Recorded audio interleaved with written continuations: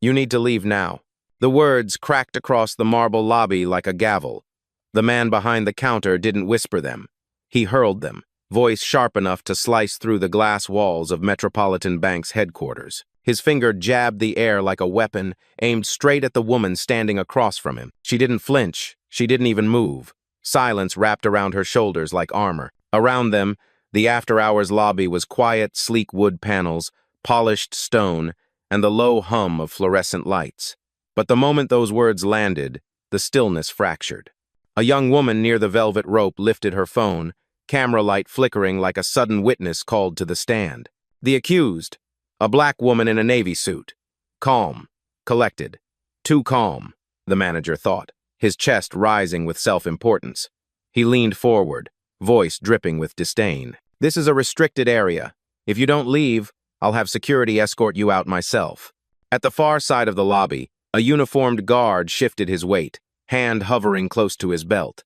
His presence wasn't subtle. It was a threat wrapped in navy fabric.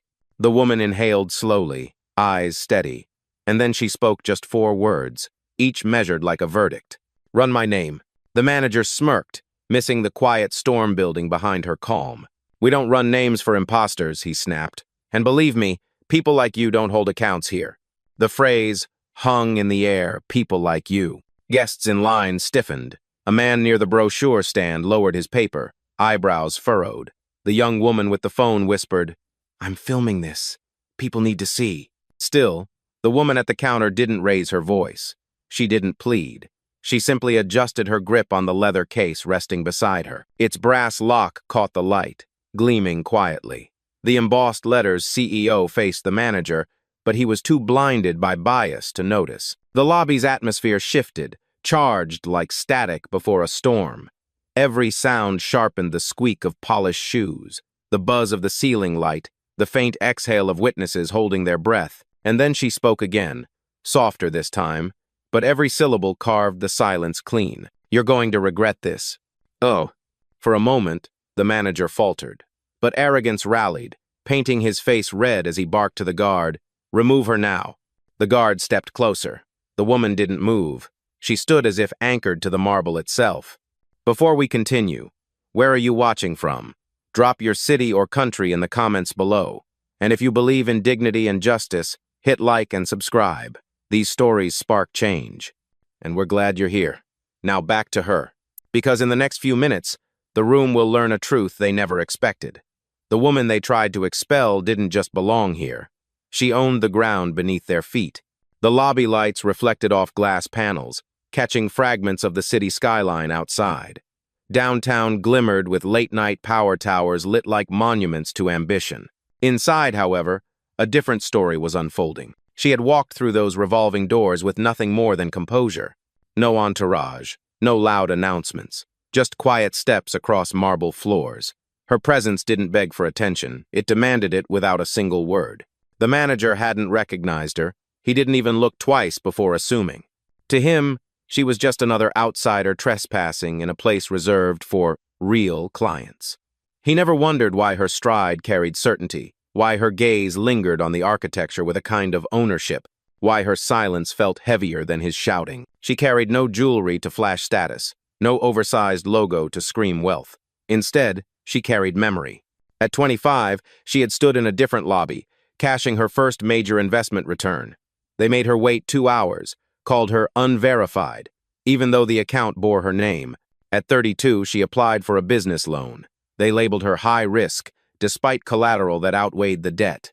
At 40, she still remembered every glance that measured her skin before her worth. Tonight, she carried all of that, every cut, every dismissal, into the heart of the very institution she now controlled. The irony dripped from the ceiling tiles. Metropolitan Bank headquarters, a building she had steered through acquisition, expansion, and stabilization. The same walls that echoed her strategy meetings now vibrated with someone else's contempt. Around her, staff whispered. A junior teller shifted uncomfortably, his eyes darting between the manager's clenched jaw and the poised figure in front of him.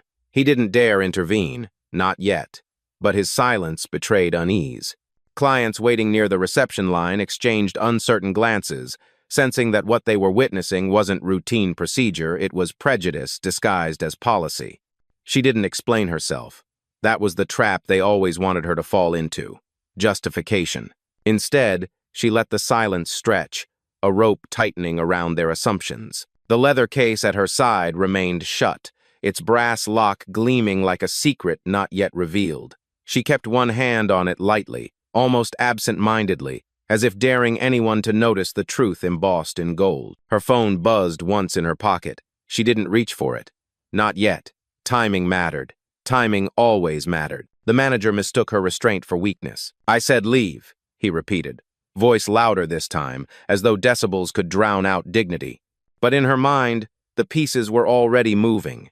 Protocols, audits, and boardrooms waited beyond his comprehension. He thought this was a skirmish in a lobby. She knew it was the opening act to a reckoning. She wasn't there as a guest. She wasn't even there as a client. She was there as the owner. And soon, everyone else would know it. The silence should have warned him. It wasn't submission. It was calculation. But arrogance rarely hears warning. The manager leaned closer across the counter, his tie brushing the polished wood as he spat his next words. "Security," his voice carried, bouncing off marble walls like a call to arms. "We may have an intruder, unauthorized, possibly fraudulent." The guard by the door stiffened, boots echoing against the floor as he stepped forward. One hand rested near his belt, the gesture deliberate, a threat wrapped in procedure. Murmurs rippled through the lobby. A woman in line clutched her purse tighter. A man near the ATM shook his head, muttering, "This is unnecessary." But the manager didn't notice or didn't care. "You think you can walk in here dressed like this and demand access?" His tone turned mocking, every syllable sharpened for humiliation. "This bank isn't a shelter. It's a financial institution." Her reply was steady, almost too quiet for the space. "I said, run my name." The request, so simple, so reasonable, somehow stung worse than any protest. It was confidence disguised as calm, and it rattled him. He sneered, forcing a laugh. "Names don't mean anything without verification. And you, ma'am, don't look verified." He turned to the teller at his side, snapping his fingers. "Check her ID. If it's fake, we're done here." The teller hesitated. His eyes flicked from the manager's clenched jaw to the woman's unflinching stare. He reached out for her documents, but she didn't move. She didn't need to. From the corner, the young woman holding her phone whispered into her mic, "I'm filming this. Downtown, Metropolitan Bank. They're kicking out someone who hasn't even raised her voice." The red record light glowed like a warning beacon in the room. The manager's face tightened. Cameras meant accountability, and accountability meant cracks. He slammed his palm against the counter, louder this time. "Turn that off," he barked, pointing at the phone. "No filming in this building." But the witness didn't stop. Her lens steadied, capturing the moment frame by frame. The black woman at the counter shifted her weight, calm radiating like a tide against their aggression. She spoke again, every word clipped clean. "You're exposing yourself, not me." The guard took another step forward. The air thickened, charged like a wire stretched too far. Clients shuffled uneasily, caught between fear and fascination. This was no longer just about service. It was spectacle, a test of who belonged and who didn't, performed on marble floors for an unwilling audience. And the manager, blinded by his own authority, doubled down. He jabbed his finger inches from her face. "Last chance. Leave now or be removed." The rope of silence tightened further.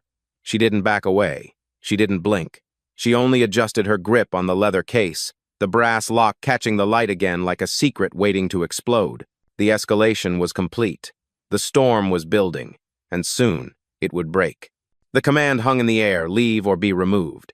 It should have sparked a reaction, raised voices, pleading, anger, anything. But instead, she did nothing. She stood rooted to the marble floor as if the building itself recognized her. Her silence wasn't absence, it was pressure, invisible and unrelenting. Every second she refused to move, the weight of her composure grew heavier on the room. The guard hesitated. Training told him to act, but instinct whispered otherwise. People who don't flinch, people who stand still under fire aren't ordinary. His fingers hovered near his belt, then retreated half an inch. The manager mistook the pause for victory. He smirked, folding his arms. "That's what I thought. No words left? Nothing to say?" His voice carried triumph, but his eyes betrayed unease. She finally moved, not her body, just her gaze. She lifted her chin slightly, locking her eyes with his. Calm, unshaken. That simple act turned the balance of power on its head. When she spoke, her voice was low but razor-sharp. You think silence is weakness. It isn't. It's choice. The words sliced through the lobby, quieter than his shouting yet somehow louder. A murmur rose among the bystanders. The young woman filming whispered to the man beside her, "She's not scared. Do you see that? She's not scared at all." The manager scoffed, trying to reassert control. "Security, do your job. Remove her." But the guard didn't move. His jaw tightened, his stance stiff. He had heard her tone, the kind that doesn't plead, doesn't panic, the kind that carried consequence. She placed one hand on the leather case at her side. Not clutching, not defensive, just resting there, fingers poised with deliberate calm. The brass lock caught another flash of light, subtle but undeniable. Her voice came again, keener still. "You'll want to stop. Right here, right now." The manager laughed, sharp and hollow. "Or what? You'll post a video? You'll call a lawyer? Do you know where you are? This is Metropolitan Bank headquarters. We decide who belongs." She tilted her head slightly, the faintest trace of a smile curving her lips. It wasn't humor, it was certainty. "No," she said evenly, "I decide." For a heartbeat, silence reclaimed the lobby. Even the humming lights seemed to pause. Witnesses stared, caught between disbelief and anticipation. The manager opened his mouth to retort, but nothing came out, because in that stillness something shifted. Her calm had become louder than his command. And everyone felt it. The silence broke not with her voice, but with a faint electronic chime. A phone camera, recording. The young woman near the velvet rope raised her hand higher, lens steady now. The red dot glowed against the marble like a warning light. She whispered, but the mic caught it clear. "This is happening live. They're trying to throw her out for no reason." The murmur spread like sparks. Two men in line at the ATM turned, their whispers threading through the air. A couple seated in the waiting area exchanged a look, confusion, then anger, the manager noticed. His smirk faltered. Cameras meant permanence. Cameras meant this moment could outlive his authority. "Turn that off," he barked, voice sharp enough to draw stares from every corner of the lobby. But the witness didn't move. Her hands steadied, her posture unshaken. "No," she said softly. "The world should see." A junior teller, no older than 23, shifted uneasily behind the counter. His fingers hovered over the keyboard, but he wasn't typing. His eyes darted to the woman standing firm, then back to the manager barking orders. You could see the conflict crack across his face. He swallowed, whispered low, barely audible, "Her name's in the system." The words slipped out like an accident, but they cut through the room. The manager snapped his head around. "What did you say?" The teller froze, color draining from his face. "Nothing, sir." But it was too late. The seed had been planted. Witnesses leaned in, curiosity sharpening. One man near the entrance spoke louder than intended. "So she does have an account?" The manager slammed his palm on the counter again. "Stay out of this!" His anger carried, but so did the whispers. The crowd was no longer neutral. They were watching too closely, listening too intently. The black woman at the center of it all remained motionless, her presence commanding without motion. Her silence wasn't empty, it was echo. Every witness filled it with their own conclusions, and those conclusions were shifting away from the manager. Another phone appeared, this time from a middle-aged man in a suit. He angled it discreetly, recording from the waiting chairs. The faint click of the record button was almost ceremonial. Now the room had multiple witnesses, multiple truths being captured. The manager's face flushed deep crimson. "This is private property," he shouted. "No recordings allowed." But no one stopped. The woman's voice cut through again, soft but resonant. "Policy doesn't erase reality, and reality is watching." The line landed heavy, settling over the murmurs. People looked at each other, nodding slightly. The cameras steadied. The lobby was no longer his stage. It was hers. The manager's voice rose, sharp and frantic, bouncing off the marble walls like sirens. "She's not a client, she's a fraud." The words weren't quiet. They were a broadcast. Every head in the lobby snapped toward him. The declaration wasn't just aimed at her, it was staged for the room, as if volume could substitute for evidence. "She doesn't belong here," he pressed, his finger stabbing the air. This bank is for verified clients, not con artists pretending to be something they're not. Gasps rippled through the space. One elderly woman clutched her handbag tighter. A young father by the brochure stand muttered, "That's a heavy claim." His toddler tugged at his sleeve, oblivious, while his eyes narrowed at the scene. The junior teller bit his lip hard. His voice shook but slipped out anyway. "Her name's on file. I saw it." The manager whipped around, fury blazing. "Not another word, or you're out of a job." The teller froze, swallowing fear, but his hesitation had already said enough. Witnesses leaned forward, suspicion crackling in the air. The guard shifted again, boots scraping the marble. "Sir, should I?" "Yes," the manager barked. "Escort her out. She's trespassing."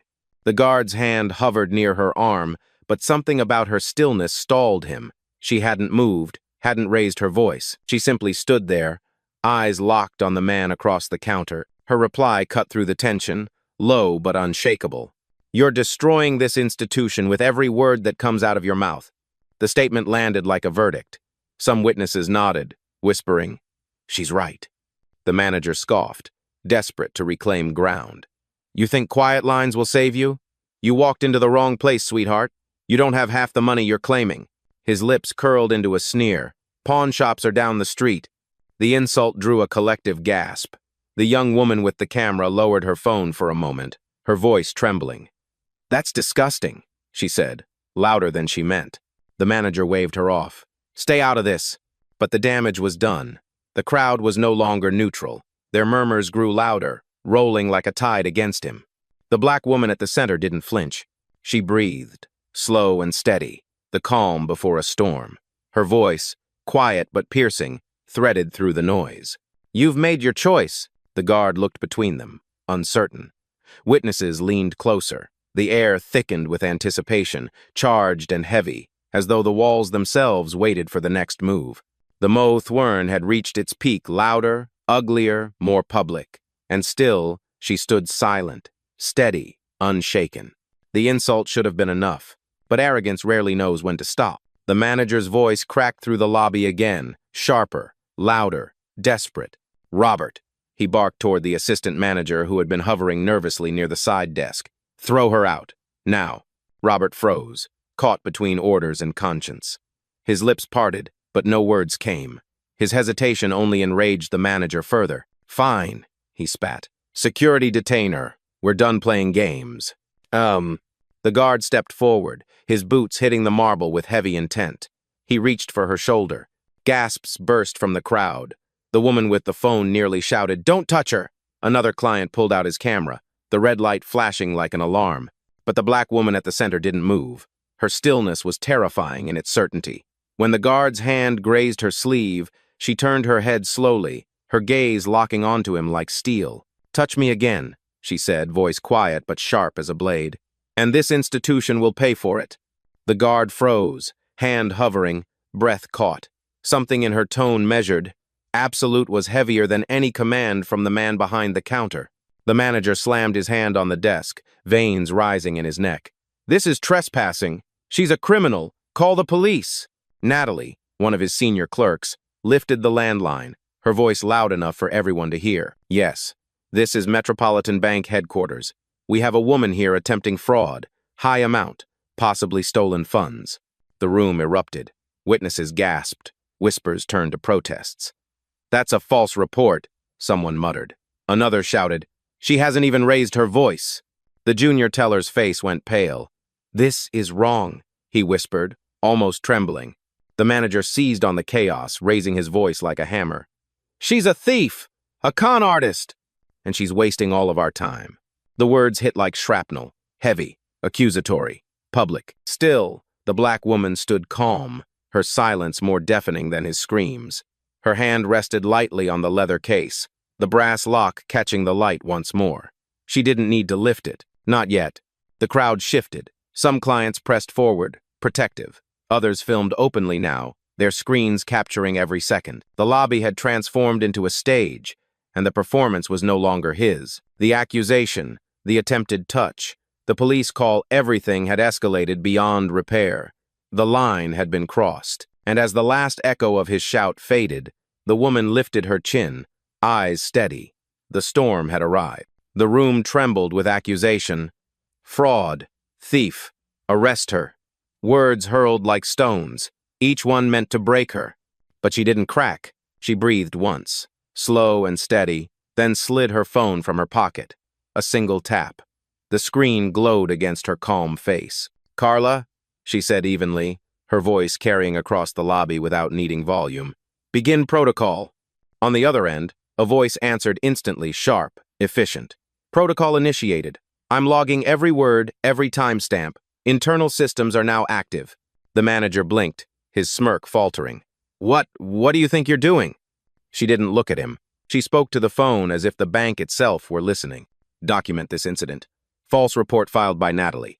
Aggressive contact attempt by security. Language used. Fraud. Thief. People like you. Tag all of it."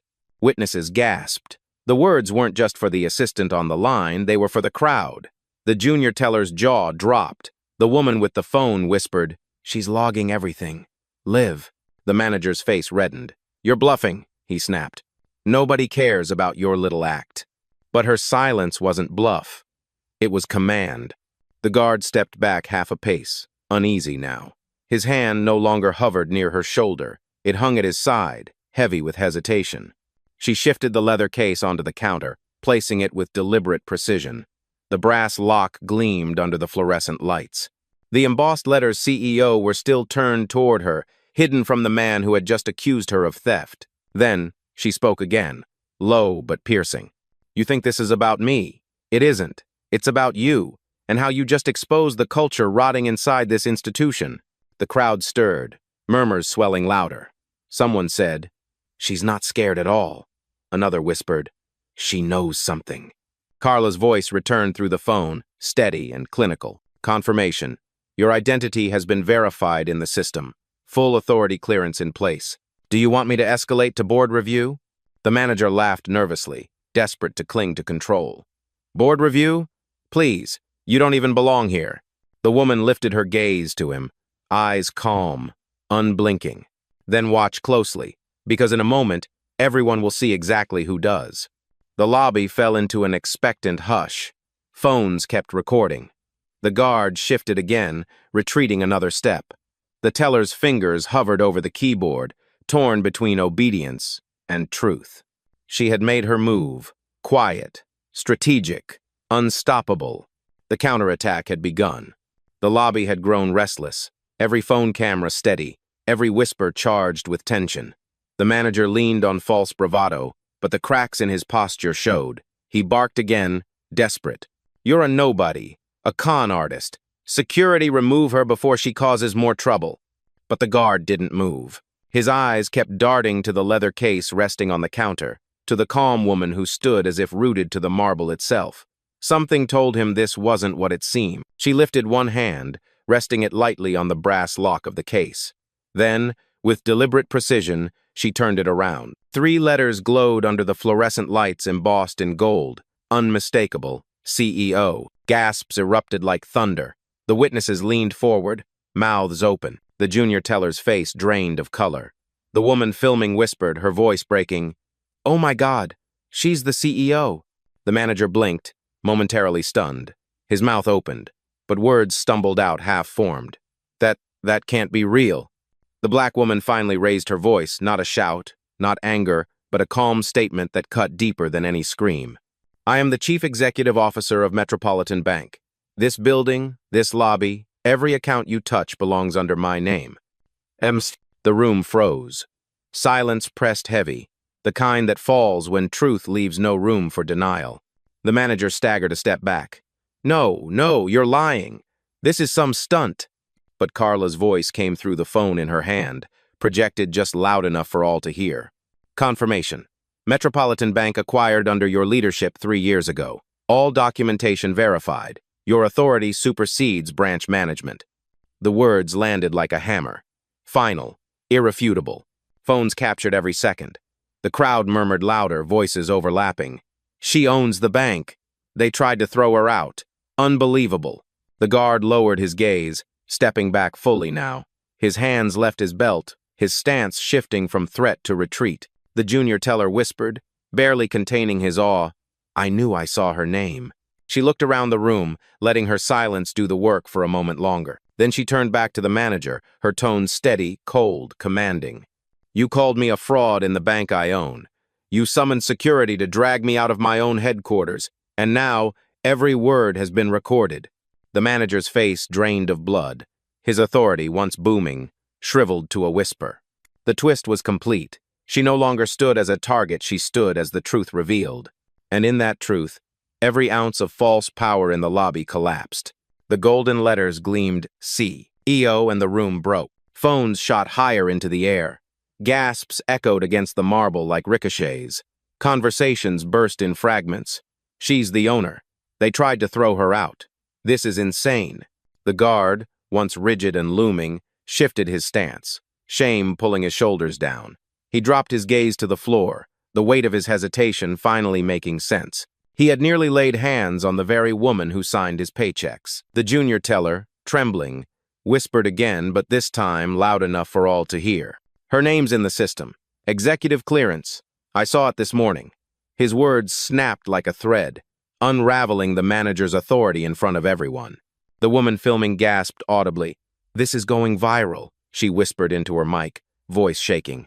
They tried to humiliate their own CEO. Clients shifted restlessly. A man in a charcoal suit who'd been waiting in line stood tall, pointing toward the manager. I've banked here for 15 years. This is the worst thing I've ever seen in a financial institution. His words carried conviction, and the crowd nodded with murmured agreement. The manager staggered, face pale, lips trembling. He turned toward Natalie, the clerk still holding the landline. Hang up, he barked. Now! But it was too late. The lie had already been spoken into the receiver. The false report documented, recorded, immortalized. Natalie's hand shook as she lowered the phone. Her voice was barely a whisper. I didn't know. The CEO fixed her with a steady gaze. You did. The words, quiet but firm, left Natalie frozen in shame. The assistant manager, Robert, finally stepped out from the shadows, his face ashen. He had been silent too long. Ma'am, he stammered. I didn't realize. You didn't want to realize, she cut in, her tone flat as stone. That's the problem. Whispers grew louder, threads of outrage weaving into a collective voice. Some shook their heads, others muttered curses under their breath. The lobby no longer felt neutral. It was hostile, but not toward her. The weight of her revelation pressed down on every employee who had mocked her, doubted her, dismissed her. Their power drained, leaving only fear. The manager stumbled backward, hands twitching. His voice cracked, no longer a command, but a plea. You should have said something. The CEO tilted her head, calm and razor-sharp. I don't need to announce who I am. Respect should never depend on disclosure. The witnesses nodded, murmuring louder. Phones stayed high, every second captured, every reaction immortalized. The room had shifted entirely. Authority had changed sides. And for the first time, the manager realized he wasn't just losing control. He was losing everything. The lobby was no longer a lobby. It was a courtroom. Witnesses were the jury, their phones, the recorders, their silence, the gavel. And at its center stood the one person with true authority, the woman they had tried to erase. She lifted her phone again, her voice even, deliberate. Carla, execute. On the other end, her assistant didn't hesitate. Confirmed. Manager Gregory and clerk Natalie access revoked. Locking credentials now. A faint beep echoed from behind the counter. The manager's ID card, clipped proudly to his chest just moments ago, blinked red. He tapped it against the terminal in desperation. Nothing. Another beep, red again. His eyes widened, panic replacing arrogance. No, this can't. Natalie tried her card too. Red. Locked out. She dropped it on the counter, hands trembling. It's not working, she whispered. The junior teller stepped back, eyes wide in awe. He knew what it meant. Everyone did. The system had spoken. The CEO's voice remained calm, cutting through the chaos like steel through fabric. As of this moment, you are terminated. Employment privileges revoked. Access credentials frozen. This institution will not carry the stain of your prejudice 1 second longer. The words hung in the air like final judgment. The crowd reacted instantly, gasps, whispers, then applause. A slow clap began near the back, hesitant at first, then swelling as more clients joined in. Phones shook as hands clapped, but no one lowered them. They wanted this moment recorded. The manager stumbled forward, his face drained of color. "You can't do this," he pleaded. "You don't understand, I was protecting the bank." Her eyes sharpened, unflinching. "You weren't protecting the bank, you were protecting your bias, and you just lost." His mouth opened again, but no sound came. The applause swallowed him whole. Security stepped forward, no longer menacing but obedient. The guard who had nearly touched her now turned toward his former boss.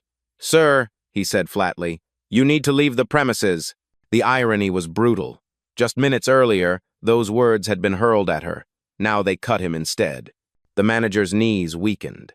He looked at the clerk beside him, but she refused to meet his eyes. The witness's cameras burned like 1,000 spotlights. He was cornered, stripped of title, stripped of power, stripped of denial. And the CEO, calm, unwavering, delivered the final blow. "You tried to throw me out of my own bank. Instead, you've been thrown out of my legacy. That's justice. Quiet, complete, undeniable." The applause swelled again. Phones kept rolling. The humiliation was irreversible. Justice had been served swift, precise, absolute. The applause faded into a heavy silence, the kind that lingers after a verdict has been passed. The lobby, once hostile ground, now stood as a monument to justice. Every face, every camera, every witness carried the weight of what they had just seen. The former manager shuffled toward the exit, flanked by security who once obeyed his every word. Natalie trailed behind him, her eyes glued to the floor. Neither dared to look back. Their authority had evaporated the moment truth surfaced. The CEO remained still at the counter, her leather case untouched, her phone lowered. She didn't need raised fists or shouting to mark her victory. Her calm had done the work. Her silence had built the storm. The young woman with the camera whispered, her voice trembling with awe. She never even raised her voice. Her live stream chat exploded with comments, rage, vindication, admiration, all surging across the world in real time. The junior teller stood taller now, his guilt morphing into resolve.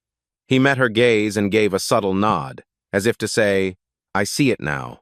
I see you." One of the clients, the man in the charcoal suit, stepped forward. "I've done business here for years," he said, his voice carrying in the charged air. "But tonight, I finally trust the institution again, because I saw justice." The CEO inhaled slowly, her presence filling the room. She turned, sweeping her gaze across the witnesses, not angry, not triumphant, but resolute. Her final words cut clean through the silence, etched in every camera and every memory. "I don't need a video to prove what happened here. I am the proof. I am the record. And let this stand as a reminder justice doesn't scream. It stands." For a moment, no one moved. The truth was too heavy, too sharp to dilute with noise. Then, as if on cue, the crowd erupted once more, applause, cheers, disbelief transforming into admiration. Outside, the city lights of downtown pulsed, indifferent yet symbolic. Life moved on. But inside the lobby of Metropolitan Bank, a shift had taken place. Bias had been exposed. Authority had been inverted. Dignity had triumphed. And as the CEO turned to leave, her heels clicking softly against the marble, every witness knew they hadn't just seen a confrontation. They had seen a reckoning. A story that would echo beyond these walls, beyond this night shared, replayed, remembered. Because power, when revealed, doesn't need volume. It only needs truth.